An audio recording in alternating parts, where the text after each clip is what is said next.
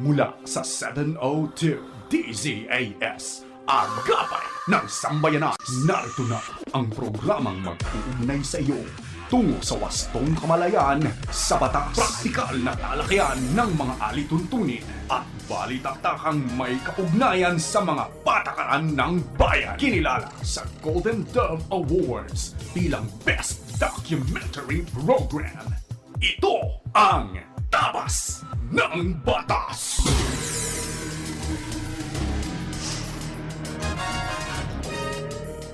Ng Sabado na umaga sa iyo na nakikinig sa anumang bahagi ng Pilipinas, Luzon, Visayas, Mindanao at sa iba pang bahagi ng mundo.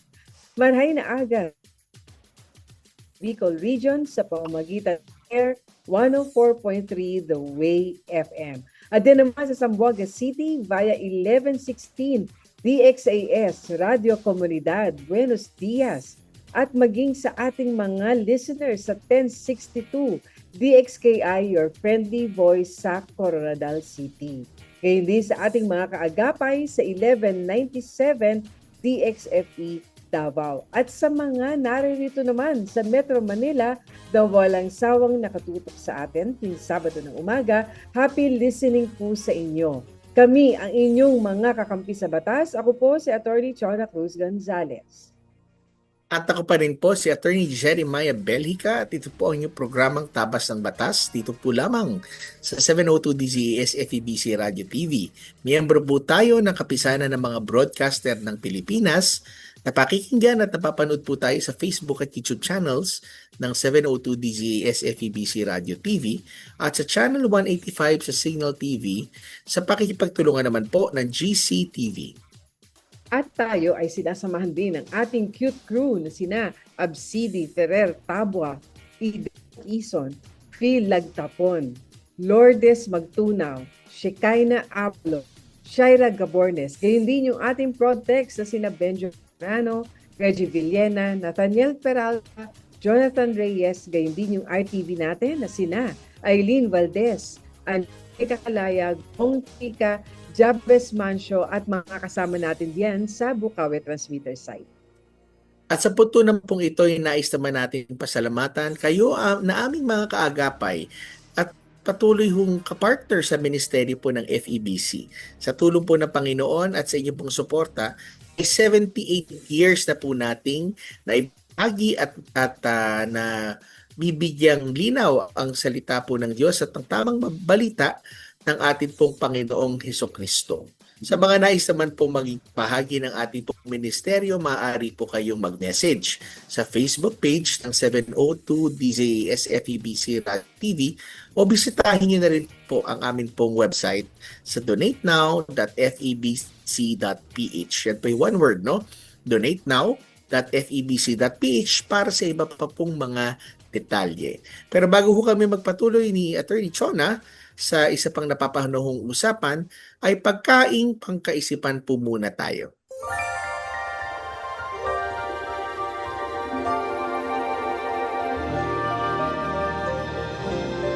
Ito po ay hango sa Kawikaan chapter 22 verse 6. Ang sabi po, ituro sa bata ang daang dapat niyang lakaran at hanggang sa paglaki di niya ito malilimutan.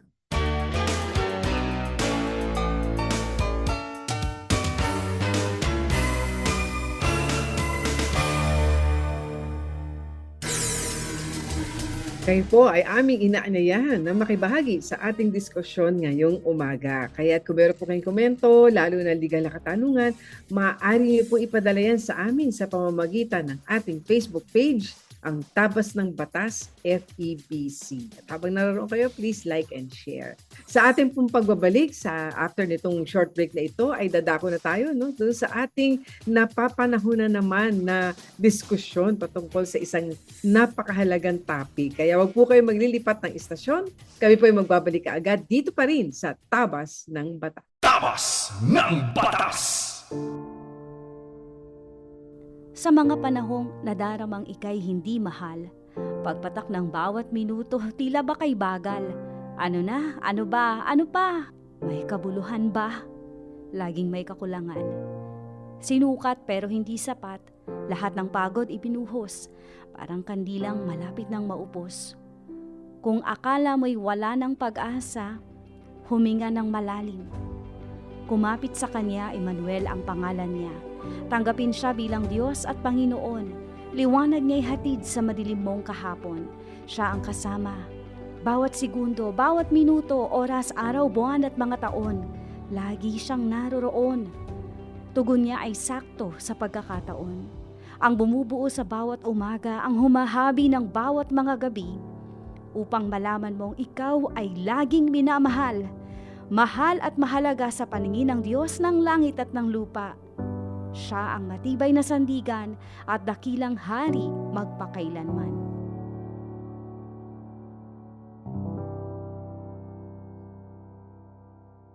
Sumasayang papawid mula sa Maynila.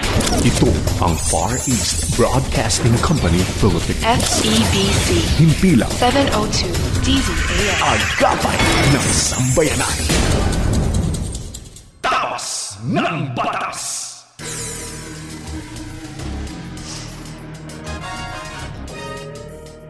Alright, so tayo po nagbabalik muli sa ating programang Tabas ng Batas. Ako pa rin po si Attorney Jeremiah Belhica. At ako naman po si Attorney Chona Cruz Gonzalez. At dito sa ating napakagandang topic na pag-uusapan, at talagang very close to our hearts ito, Attorney Jeremiah. So, ang una muna natin tanong na gustong masagot ay may kinalaman sa Estado. At ito ay meron bang kapangyarihan ang Estado na kontrolin kung paano natin papalakihin, paano tuturuan, paano huhubugin yung mga anak natin. Anak natin yun, hindi ba? At mula roon, ito namang ating mga Christian schools. Sila ba ay pinapayagan at meron bang malinaw na karapatan sila sa ilalim ng ating saligang batas patungkol sa pagtuturo, lalo na nga na tinatawag nating biblical worldview, So, tingnan natin, dahil may sinasabi rito ang mga batas na umiiral sa ngayon, magiging ang ating konstitusyon, at lalo na nga, ano ba ang sinasabi ng ating ultimate, di ba, source of authority, walang iba, kundi ang salita ng Panginoon. So, Attorney, saan ba nagmumula itong mandato na ito sa ating mga magulang na turuan natin ang ating mga anak na sinususugan naman at kinukumpirma ng saligang batas natin? Well, maganda yung sinabi mo, Attorney, kasi ang mga Christian schools nga natin ay napakadaming na tayong Christian schools sa paligid, pero kailangan makita natin ang pinagmulan nito yung karapatan ng magulang at hindi yung kapangyarihan ng Estado. Ang isa sa pinaka magandang ehemplo dito na makikita natin sa banal na kasulatan is yung biblical foundation nung tinatawag na the Shema.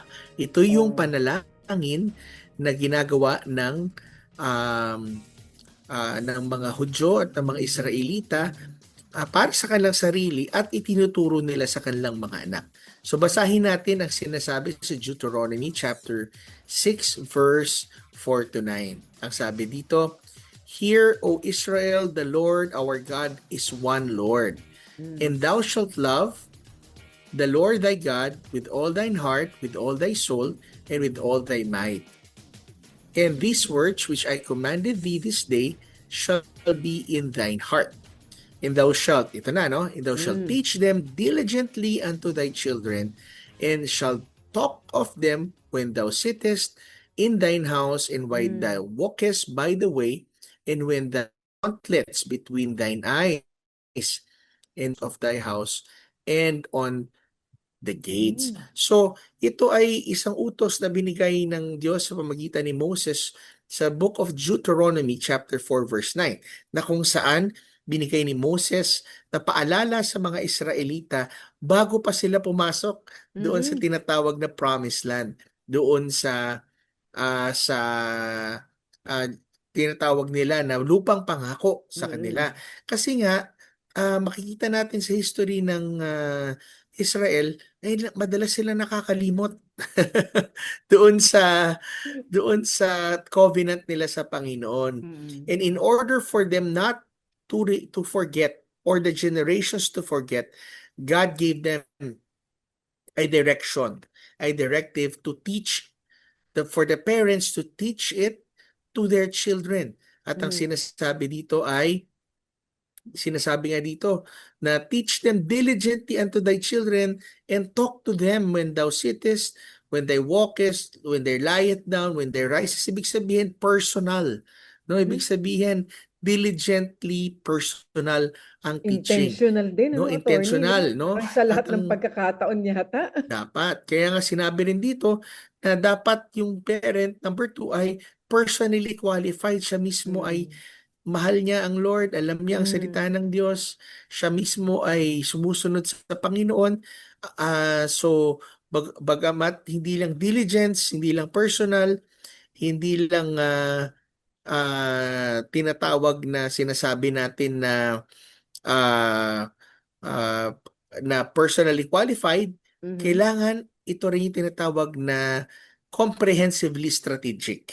No, ibig Mm. sabihin na Oh. pervasive sa lahat ng buhay ng mga anak daw natin ay ina-apply natin ang salita ng Diyos, ang lahat ng mga bagay. So, makikita natin, yun pala ang strategy na binibigay ng Diyos Mhm. sa mga Israelita para sa gayon to ensure na ang kanilang saling lahi ay hindi makakalipot sa Diyos. So Yes. tandaan ho natin, no, ang malinaw dito, ang magulang ang inatasan na Mm. magturo ng lahat ng mga bagay patungkol po sa buhay.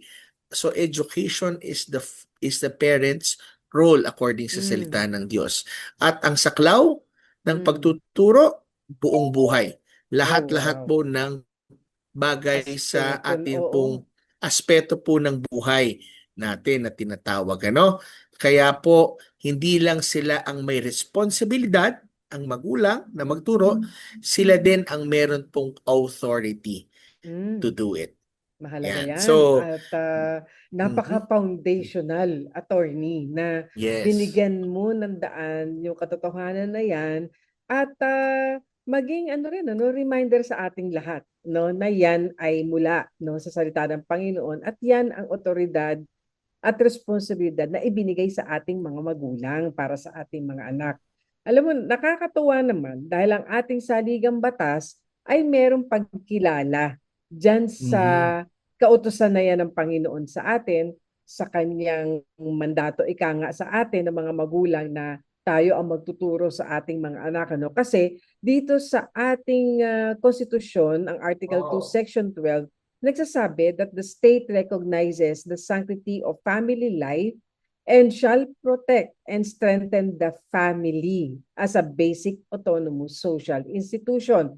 So, meron ding meron ding responsibilidad ang estado na kilalanin yung sagrado kasi ang pamilya, hindi ba? At yung pagpoprotekta at pagpapalakas sa pamilya bilang basic autonomous, ibig sabihin hindi mangingialam ang estado, di ba? Social institution. At idinagdag din dito na it shall equally protect the life of the mother and life of the unborn from conception. Nako, napakahalaga niya na iyan po ay nasa saligang batas natin sapagkat alam naman natin ang mga polisiya at batas sa ibang bansa, no, na wala ng pagpapahalaga doon sa buhay na nasa sinapupunan ng kanyang ina, ano. Kaya napakahalaga niya. Ngayon, anong makatututunan natin dito, no, sa panukala o hindi panukala dito sa batas na ito, no, ang ating saligang batas. Yun daw pong natural primary right and duty of parents ay kinikilala at kailangan proteksyonan in the rearing of the youth, no, for civic efficiency and development of moral character. Nako, importante yan na sa atin pala nakaatang yung responsibilidad at yung ating tungkulin na ituro iyan sa ating mga anak, hubugin ang kanilang moral character, and it shall receive the support of the government. Di ba? Ang support galing sa government, pero ang duty, di ba, nasa magulang, primary, Tama. pangunahin sa atin. Ngayon, Article 15, lagi natin ito nababanggit kasi napakahalaga. Section 1, the state recognizes the family Filipino family as the foundation of the nation. Talaga naman po na kung mahina ang ating pamilya, syempre, nagre-reflect din yan sa ating bansa. Kaya kailangan patatagin natin, proteksyonan natin para naging malakas at matatag ang ating bansa. Ang Article 15, Section 3, dito sa paragraph 1, sabi naman, the state shall defend. Pagtatanggol dapat ng Estado ang right ng mag-asawa to found a family, itatag daw ang kanilang pamilya in accordance with their religious convictions. Naku, yan mismo ang wording sa saligang batas. So kung ating pananampalataya ay mayroong proteksyon at mayroong suporta mula sa gobyerno, sa Estado, na iyon ang ituro natin sa ating mga anak. Hindi ba, attorney? Napaka-importante nito at ito ay patuloy na ating ipaglalaban din dahil ito ang karapatan natin at demands, of course, of a responsible parenthood. So, again, Article 2, Section 12, natural and primary right nasa parents, sa pagtuturo sa kanilang mga anak. Article 15, Section 1, family is the foundation of the nation, as being, being the basic social unit of the society. Article 15, Section 3, Paragraph 1, religious upbringing. Protected po yan ng ating saligang batas. So hindi po galing, again, sa Estado, yung mga karapatan na ito ng magulang. Ito po, ayon sa nabasa natin kanina sa banal na kasulatan, galing sa Panginoon ang karapatan na ito, ang authority na ito. Tama. At kinikilala lamang ng Estado.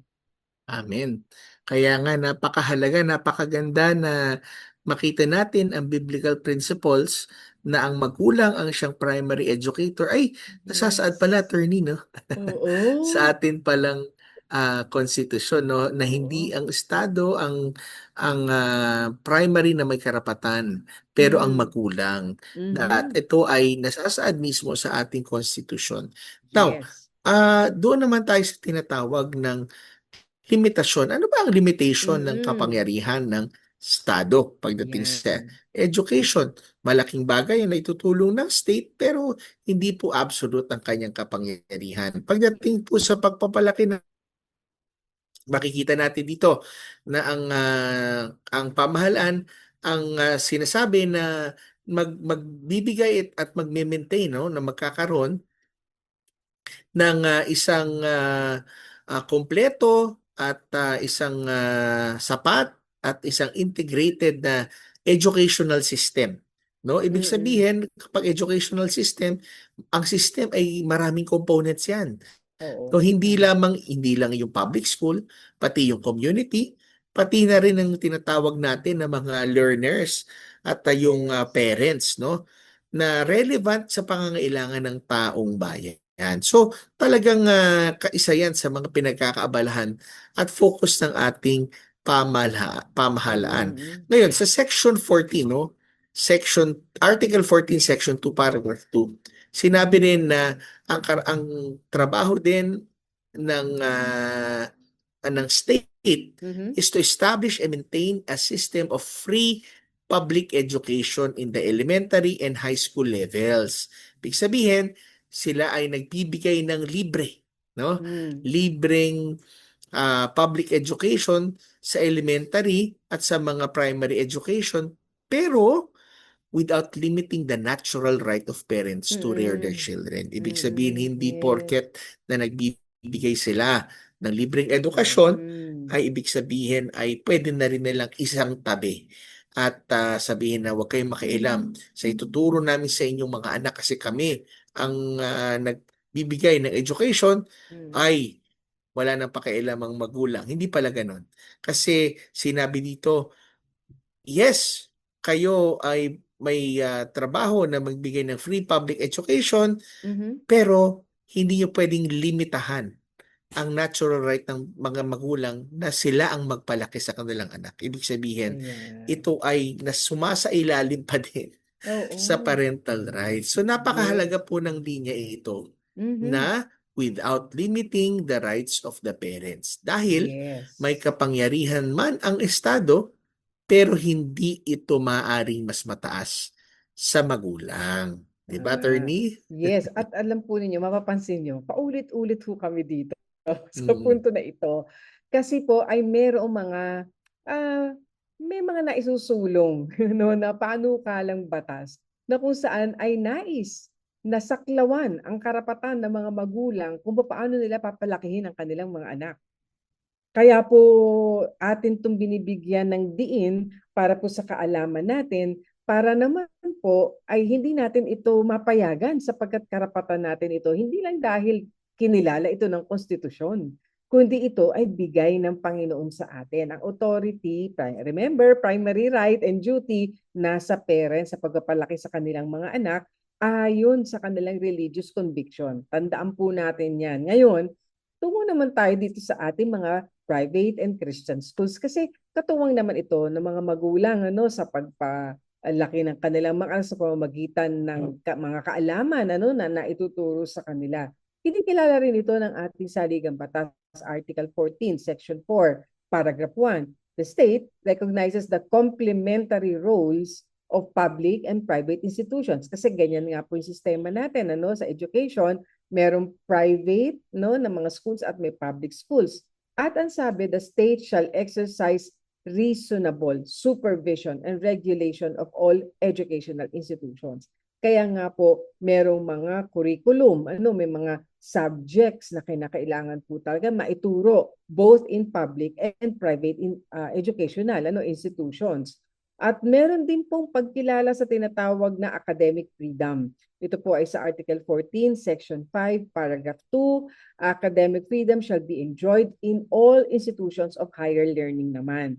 So, nandyan na rin po yung mga pamantayan ng let's say, pag-hire ng mga teachers, pag-qualify ng mga learners, ano yung mga ituturo naman dyan sa institutions of higher learning. Gayun din ang Article 14, Section 4.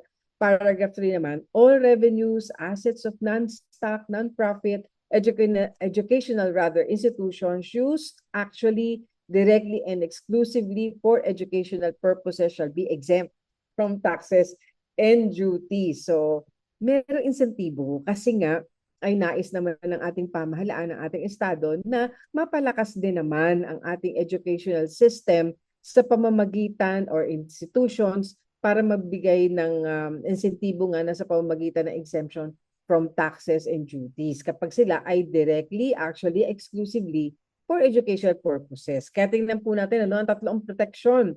So may complementary role ang private at public education institutions, may academic freedom, at may tax incentive.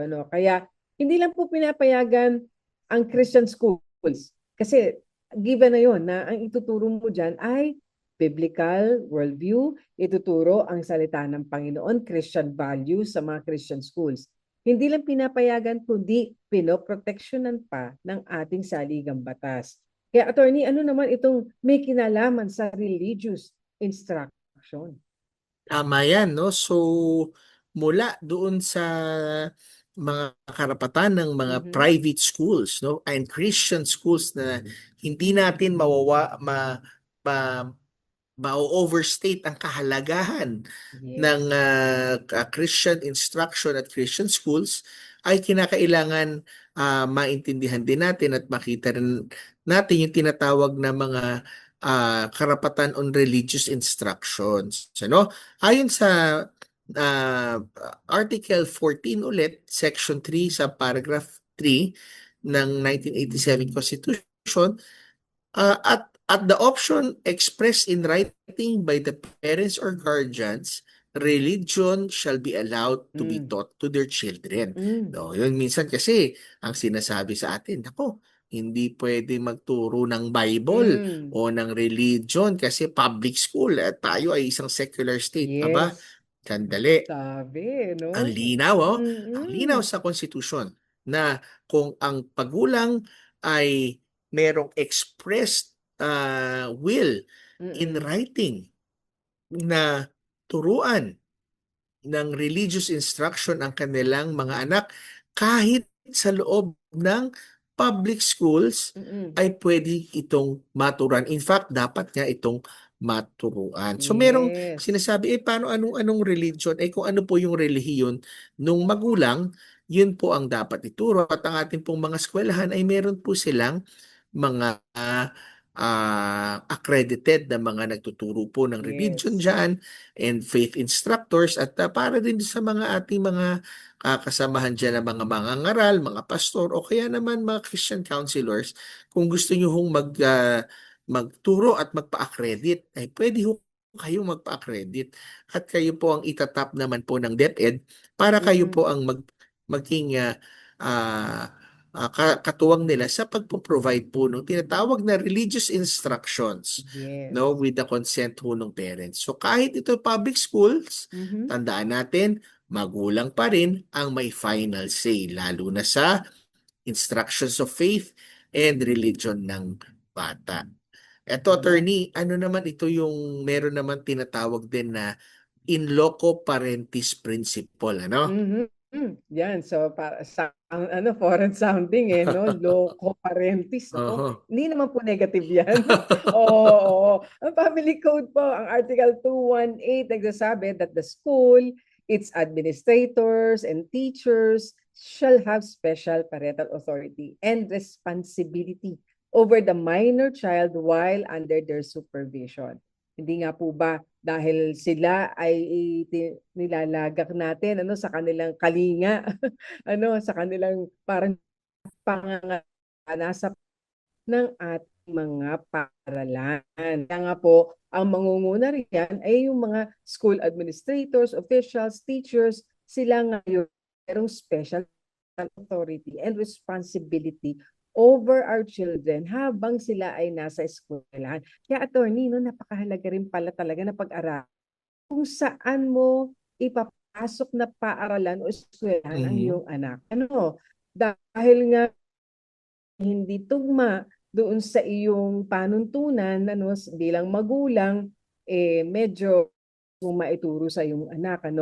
At isang banda ay from experience naman, ako ay meron din pagre-reinforce sa aking mga anak doon sa mga itinuturo sa kanila, lalo na nga sa matter of religion. Kailangan talaga naroon din tayo na sumusuporta. At in fact, iwan lang sa mga guro, kundi maging ang mga magulang. Actually, aaralin mo rin talaga yung leksyon para matulungan mo yung anak mo rin at maibahagi mo rin in process, 'di ba, yung ating mga biblical teachings and principles and values Kaya Yes. linawin natin po itong in loco parentis, 'di ba? Parang Mm. substitute parental authority ng rather ng teachers, ito po ay special, may circumstances lang, merong limitasyon ng ganan. Habang nasa jurisdiction ng paaralan, ang school administrator, teachers, officials, sila ang nag-exercise nito. Temporary lang ito, Yun nga, may time frame at delegated lang. Kumbaga primary pa rin. Nangunguna pa rin dyan sa execute ng parental authority. Siyempre, parents pa rin, di ba? Kaya attorney, ano ba ang ating natutunan dito sa Oo. ating mga napag-usapan na ito na may kinalaman sa ating authority. Ganda, kung isa-summarize natin mga pagkakaroon, makikita natin na ayon sa ating constitution, ang prescription na siyang magturo sa kanilang mga anak, gayon din ang mga educators pala at ang educators ay kinuha ang karapatan at ang kanilang authority na turuan ng mga bata doon din sa ating mga magulang. So sa Article 2, sa Article 50, nakita natin ang principle, pamilya pala ang may primary role responsibility sa rearing ng child, hindi lang pagtuturo sa school, pero sa pagpapalaki ng bata. Kasama na rin ang edukasyon. Ngayon, makita natin sa Article 14 na ang state is supportive. Dapat suportahan, protektahan ang karapatan ng pamilya at nagbibigay pa nga ng support kahit pati sa elementary school ay maaring mag-aral sila sa private school at ang gobyerno pa rin ang siyang magbabayad dyan para sa mga magka-qualify na mga kabataan. Ngayon, so family is the primary state is supportive according sa our at ang private schools naman ay complementary. Hindi sila competition, hindi sila adversarial or o hindi sila tinatawag na supplementary. Iba kasi yung supplementary, no? Pag supplementary, pangdag.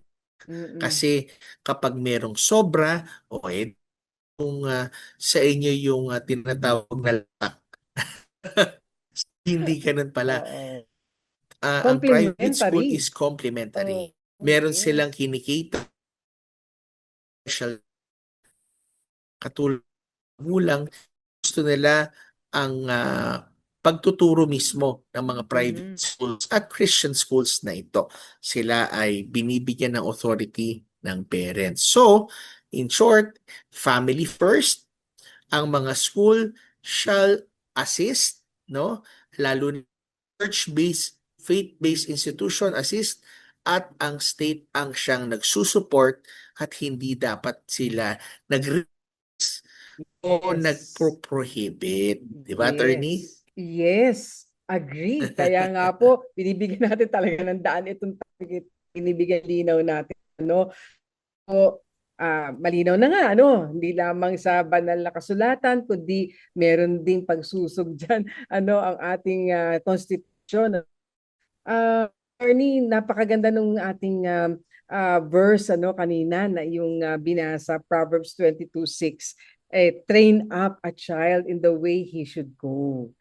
And when he is old, he will not depart from it. So, makita po natin na talagang, yun ang gusto nating makita, sa isang bansa na masabi natin matatag, matibay, kailangan po yung mga magulang ang kumilala, at tanggapin natin yon at aksyonan natin yon. Yan po ay authority galing sa ating Panginoon na ang sentro ng may responsibilidad at obligasyon na magturo sa kanilang mga anak, of course, parents nga. At igalang natin din po ang sinasabi ng konstitusyon na ang Estado nagsusupport.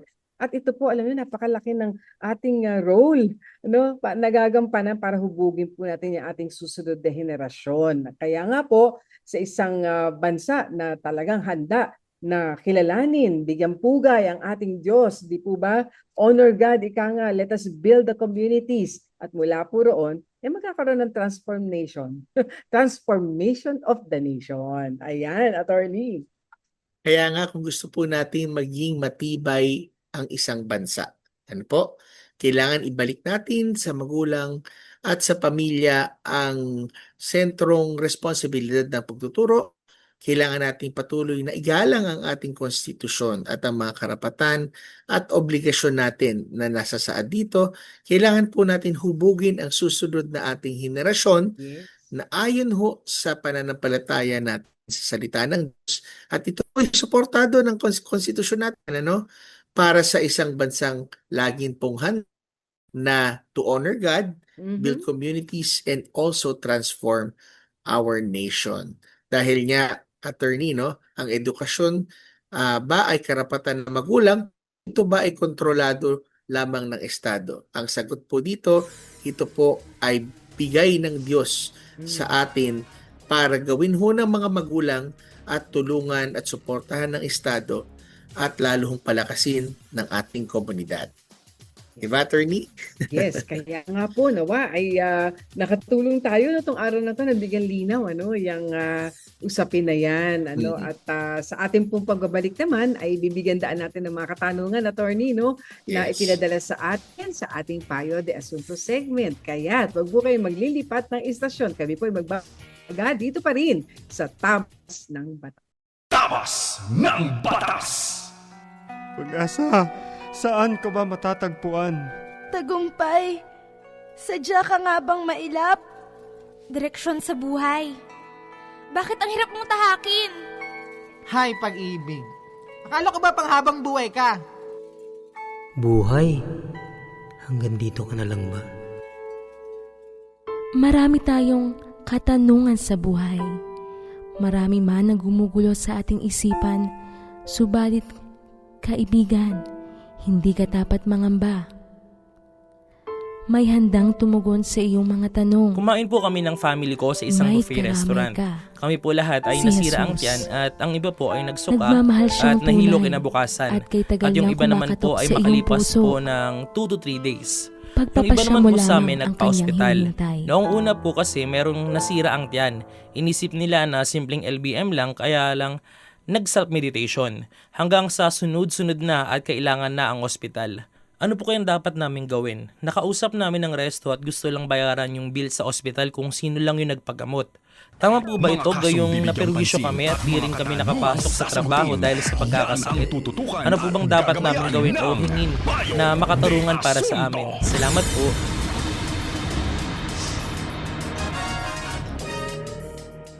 Alright.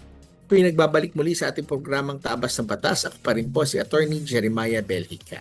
At ako naman po si Atty. Joanna Cruz Gonzalez at bigyan daan natin, Attorney, itong katanungan mula sa ating listener. Hello po, tanong lang po, nakasako po kasi kami sa kapitbahay namin ng kaunting lupa.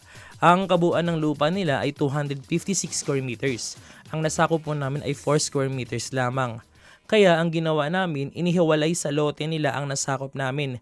Kaya pinaalis na namin yung titulo sa kanila. And ngayon po, na paghiwalay na po ito at may sarili na po itong sukat.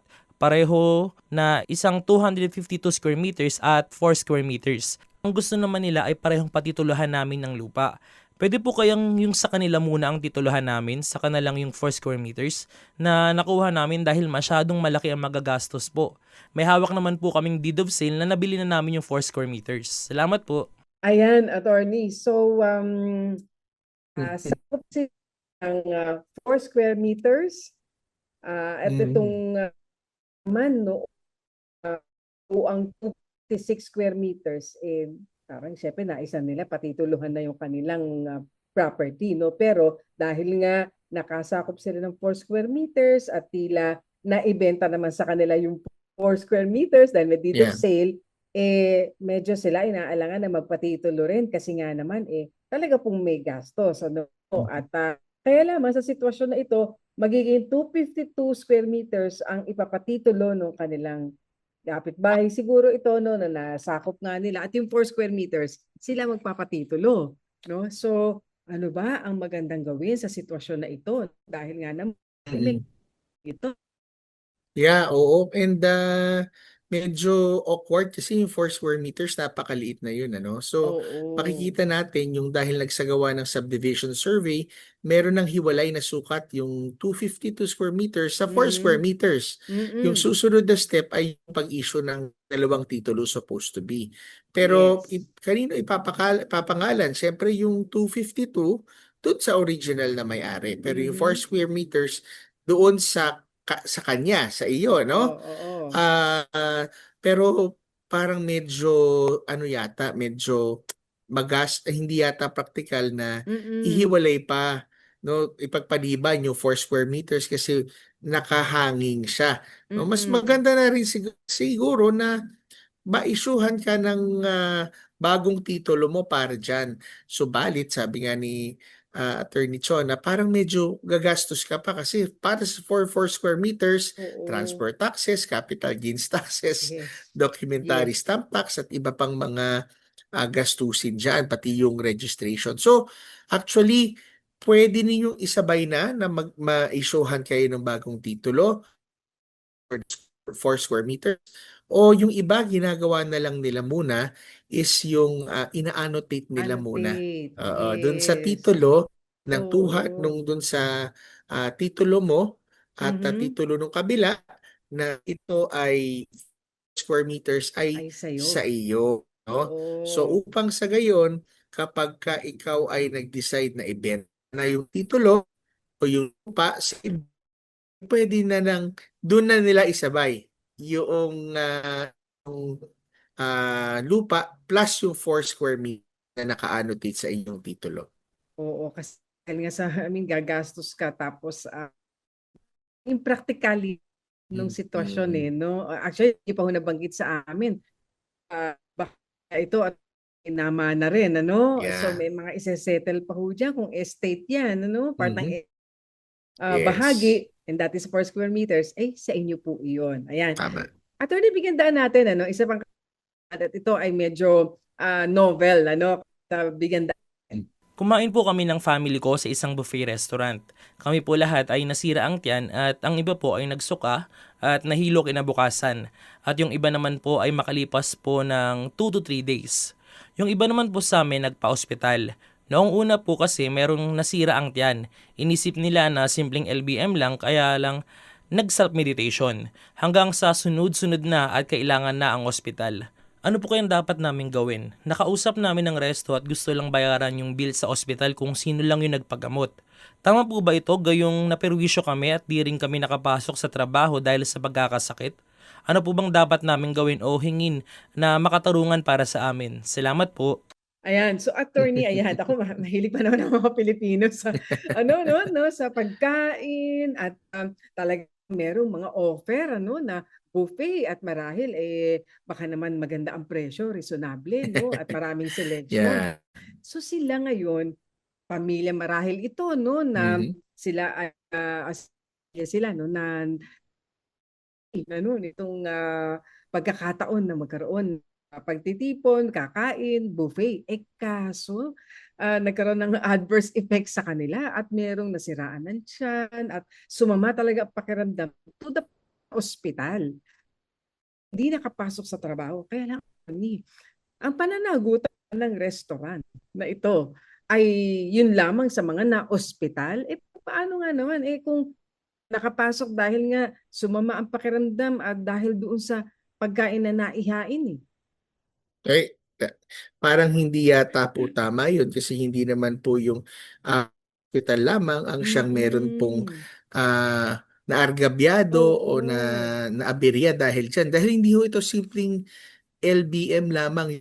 Alam natin sa loose bowel movement, no? Sa sitwasyon na to, marami ho nagkasakit sa ospital at malakas yung indikasyon na ito isang naging food poisoning. At sa batas po, may pananagutan po ang restaurant kung mapapatunayan na ang pagkain po siyang kaya ang hindi po sapat na lang nilang hospital bill sa atin sa civil code. Makita po natin sa article 19 to 21 yung abuse of rights, human relations, yung quasi-delict or negligence na pwede silang mag-perwisyo, actual damage sa ating Safety Act 2013 na kung saan obligasyon ng food establishment na siguraduhin po na ligtas at hindi ho kontaminado ang mga pagkain. So, in short, hindi ho sapat ang kanilang inaalok na yung mga nagpagamot lamang. Kasi lang na yung mga hindi ho hospital, in fact, yung meron mga lost income, dahil hindi ho kayo yung mga physical at inconvenience tuloy-tuloy. At share nyo rin po kung meron itong mga long-term effects po. Huwag kayong magpadala ng demand letter sa doon sa lahat ng inyong ginastos, hospital bills, gamot, mga lab tests, consultation fees. So, kung mga nawag nyo rin, araw kayo hindi pasok, ano po yung nabawas sa inyo, meron ho kayong mga stress, trauma, pagsusuka, pagkahilo, ay patuloy po yan sa tinatawag na damages, moral damages, actual damages, at yung pati na rin actually attorney, pati yung mga transportation at iba pa pong mga ginastos po ninyo. So, i-document po lahat yan. Resibo, medical records, at yan po ay gamitin ninyo sa pagpapadala ng demand letter at kung hindi po ay maaari ho kayo magpa-check up sa doktor at mag-file na rin po ng kaso kung kinakailangan. Ayan. So, yan po ang ating naging talakayan sa mga katanungang ipinadala sa atin. Napakinggan ng buo ang ating kasagutan. Pwede niyong balikan sa ating Facebook page ang 702 DCAS-FEBC Radio o sa Tabas ng Batas FEBC. At kung hindi po namin nasagot ang po mga katanungan na napadala na, abangan nyo na lamang po ito sa mga susunod po nating episodes. Sa mga may legal concern, maaari po kayong mag-message sa aming pong Facebook page. Ngayon naman po, dadako na po tayo sa ating pong prayer time.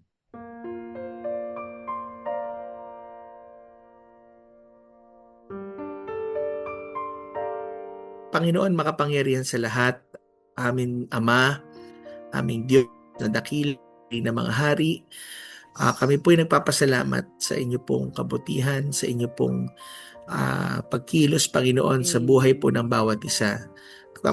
Kami, Panginoon, na ikaw ang siyang tunay na nagmamalasakit at nagmamahal sa amin, Lord.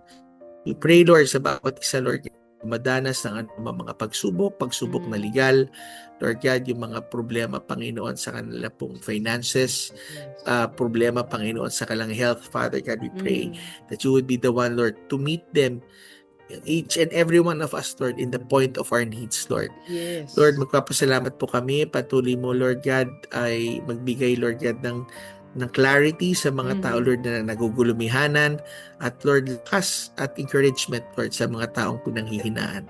Sa iyo namin, Panginoon, ibinabalik ang lahat ng mga bagay, at nawa, O Diyos, ang programang ito ay magpatuloy na maging daan at daluyan, Panginoon, ng iyong mabuting balita, ng iyong kamatayan at muling pagkabuhay, at ang iyong muling pagbalik. Maraming salamat, Panginoong Jesus. Ito pong aming dalangin sa pangalan ni Jesus. Amen.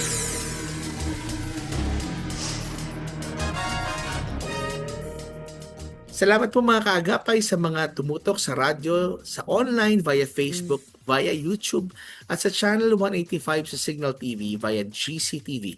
Kami po ang inyong mga kampi sa batas tuwing Sabado ng umaga. Ako pa rin po si Attorney Pastorny Jeremiah Belhica. At ako naman po si Atty. Chona Cruz Gonzales. Nag-aanyaya sa inyong lahat na kami ay samahang muli sa susunod na Sabado. Parehong oras po yan at himpilan. Kaya lagi nating tatandaan, kung uunawain at susundin, kakampi mo ang batas. Nais po naming makarinig mula sa inyo. Para sa mga kuro-kuro, mungkahi, o mga bagay na nais ibahagi sa palatuntunang iyong napakinggan, sumulat lamang sa 702 DZAS, Agapay ng Sambayanan, 1 Corporate Center, 46th floor, Doña Julia Vargas Avenue, corner Meralco Avenue, Ortigas Center, 1605, Pasig City. O mag-email sa dzas info@febc.ph.